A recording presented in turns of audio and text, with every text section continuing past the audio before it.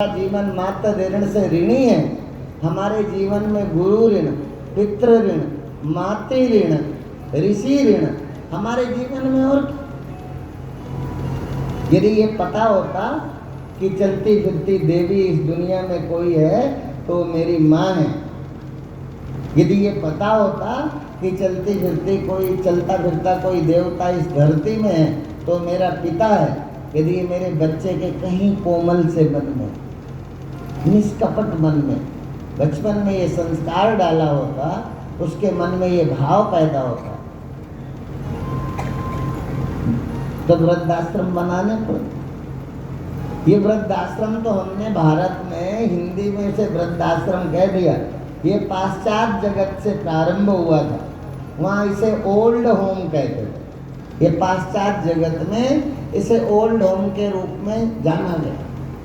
वहाँ कोई आदमी तो है पर कोई संस्कार नहीं है।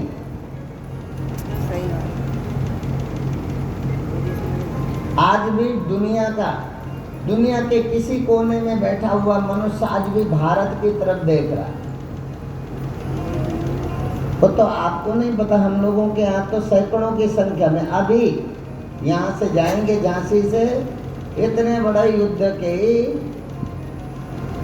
विश्व में जूझ रहा यूक्रेन और रूस, सबको वीजा नहीं मिलते, सरकार बाहर आने नहीं दे रही, कब नागरिकों को युद्ध में ढकेल देगी। तो वो आ रहे हैं तो बहुत कम संख्या में 45 लोग हैं, और वो यही सोचते हैं, पूछते हैं ये भारत में कौन सा, भारत में ये संतों की कौन सी कृपा है जहाँ पीढ़ियों से जाना जाता है। आज भी हमारी परंपरा से हम दादा परदादा हम सब साथ रहे। अब धीरे धीरे हम लोगों के अंदर वो पाश्चात्य कल्चर, वो पाश्चात्य सभ्यता, माता पिता से दूर, माता पिता के साथ होते थोड़ा सा सिर दुखता तो रात भर माँ जगती, अब नहीं है कोई।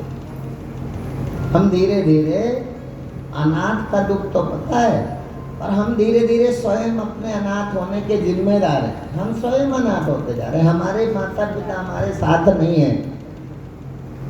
तो ये वृद्धाश्रम में जो रह रहे हैं, मुझे तो अभी तक कोई महात्मा तो मिला नहीं। ये वृद्धाश्रम में वही हैं जिनके सुंदर सुंदर बच्चे हैं। इसलिए भी कहते हैं कथा से जुड़े रहो, मंडे रहो, धर्म से जुड़े रहो। ये तो पागल हैं नेता लोग, नेता तो ये पागल हैं। ये तो धर्म को अफीम कहेंगे, इनके तो ब्लड में दुष्टता बढ़ी हुई है। ये रामायण को भी बुरा कहेंगे, वेदों को भी बुरा कहेंगे, उपनिषद को भी बुरा कहेंगे।